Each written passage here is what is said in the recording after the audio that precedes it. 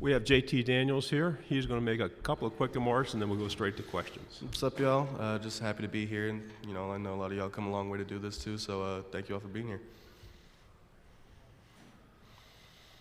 Okay, we'll go right here on the. Okay, third row. JT, do you feel like you're the best quarterback in the SEC coming back? It's something I don't really think about. If I just say honestly, I think there's a lot of great quarterbacks, a lot of great players in the SEC. It's probably one of the first things I learned since I got here is like, I don't care if you're a third stringer in the SEC. If you're playing football in this conference, you're a really good player. I haven't taken the time to compare myself to other guys, and I think it's too difficult to. If you're not on that team and you don't know their system and their scheme, you don't really know how good that quarterback is or how good their receiver is. JT, to your left, third row. Coach Smart was just saying that you're a big-time film guy in the offseason. Have you had a chance to break down Clemson's defense a little bit? And what does a game of that magnitude do during fall camp to kind of get you guys focused and ready, knowing that you're getting ready to face a top-5 team right out of the gate? So you definitely do. I've been looking at it. I'll be looking at it specifically when that time comes. I follow a strict schedule for a lot of reasons. But in terms of that game being as big as it is, it's a national TV game. It's a 7:30 kickoff. It's a big deal. But I think it's important for us to, as good as Clemson is, to not look at them as any different from any other opponent. It's at the end of the day, we're going there, we're playing football. That's what we do. And there's a lot of really talented, really good football players. I think they have a great coaching staff. They have strong schemes on both sides of the ball. But football is football, and we got to go out and play our game like we would against any other team that will play for the rest of the season after that. Front row, to your right.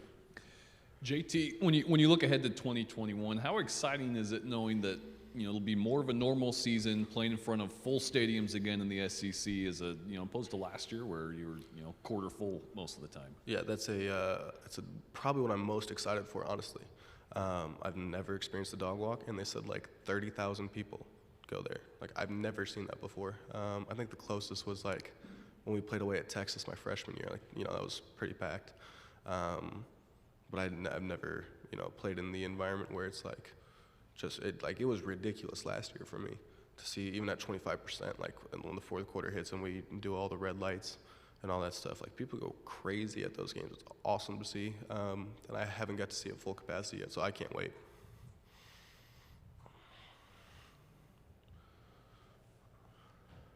Okay, we have him for 10 minutes. Any questions? We have a starting quarterback here.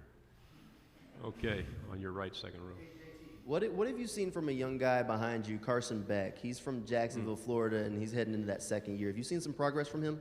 A lot, yeah. He's a very good player and a really good person, too. You can say the same thing for really everyone in that quarterback room. From when I've got here to where Carson is now, there's tremendous improvement, and I personally think he's game ready. From all of our other quarterbacks, Stetson has a lot of game experience. Brock's really good, Carson's really good. All of them can step in and play football. So there's no concerns from the quarterback room of who's going to be ready and who needs to play. I think there's a lot of guys, and Carson especially, that are ready to play ball. To your left on the fourth row. JT, in the other room, Coach Smart was just talking about your relationship with Todd Monken. How did that come together so quickly, and what do you like so far about him? We just both see the game really similar, I'd say. I think I met him, or the first time I talked to him was on Zooms for 2 months, or a month and a half, until I actually went to Georgia. They talked to me as soon as I hit the portal, and then Monk and I just had, I wasn't doing anything at home, he wasn't doing anything at home. So he took me through a bunch of the offense and what they were doing schematically, and we just see the game very similar. To your left on the third row. JT, you said you have a routine that you keep pretty strict. So you're watching film at home or in the bed? Is iPad? How does this work? How does that walk me through that? You want the specific schedule or just where I do it? How you do it? Yeah. In the quarterback room, like we have a quarterback room that's like damn near the quarterback player's office at this point. Like Monken uses the staff room in his office more times than not. So like we pretty much have a quarterback war room, I guess. That is like Sunday I'll watch the 3 most recent games against similar offense. Monday, I mean, there's a bunch that goes into the weekly process. But in the quarterback room, we have the whole film server up there. Front row here. JT, you haven't had a chance to, personally compete or play for an SEC title yet, but it's something that the program Georgia's kind of been accustomed to recently. So, is that kind of your goal, your mindset for this year? How motivated are you to just compete for a title this year? I would definitely say it's a goal, and it's obviously something we want. Everybody wants to play for the conference championship and then the national championship. Like everybody wants to do that, but it's not what we're focused on right now. At the time, we're really focused on our core DNA and our values, and we put so much time into the mental structure of this team. I'm really happy with where that's come. I think the biggest focus right now is just week by week, how are we preparing for August 1st? And when August 1st hits, it's how do we prepare for the end of camp? Then once the camp ends, it's how do we prepare for Clemson, then so on and so forth for the rest of the season after that, and we just take it week by week. Stay on the left side in the back row, please. Hey, JT, talk a little bit about your weapons that you have around you. You lose Pickens, obviously, but through the portal you get Gilbert, and you also want to have your running game too, because that helps you as well. Talk about balancing out your offense and using all the weapons that you have. Yeah, as an offense, I think we have the best problem you can have, which is there's only one ball. There's so many guys that you just don't normally have on a roster, where as an offense you have like pretty much every receiver. You have 3 deep at receiver that could all play and are both talented enough and mentally ready to where they could be in the game, and it's no different than your ones. You have a good 2-3 deep at line. You have like 6 running backs that you can go in and play. You have 4 quarterbacks that I would all trust to play. You have so many guys that are football ready that it's something to be said about how the coaching staff develops and how the guys here work. We'll go to your left, the 4th row. What do you think the potential of this offense is, and what do you think its biggest strength is going to be this fall?